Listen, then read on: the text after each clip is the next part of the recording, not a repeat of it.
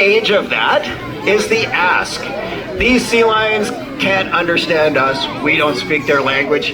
We're going to give them a vocal cue as well as some sort of a gesture. That can be a hand gesture or a body movement. If you watch really closely, you'll see those gestures going. And then once they do that behavior, we're going to give something that is the bridge in the middle. And that bridge is a nice loud good. You're going to hear them calling that between each call or between each behavior, letting them know they've done the behavior correctly. And then once they've done that behavior correctly, the final step is the reward. What do you think a good reward is for a sea lion? Nice and loud. Fish, yeah, big juicy fish. Our big guy eats about 35 kilos a day. These two are a little bit less than that, but still a lot of food every day. And you'll notice sometimes they don't want to do a particular behavior. That's just fine.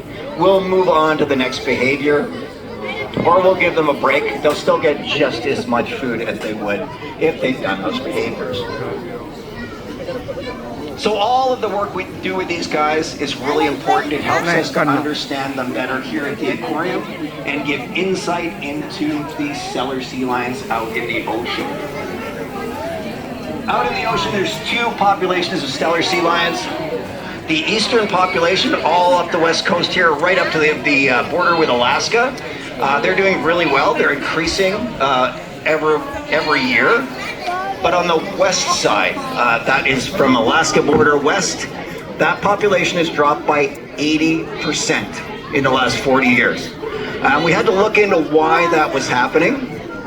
So researchers here at the aquarium, in conjunction with researchers from UBC, got together and they did scat samples up in Alaska. What's scat, you guys? Yell it out really loud. What's scat? Poop!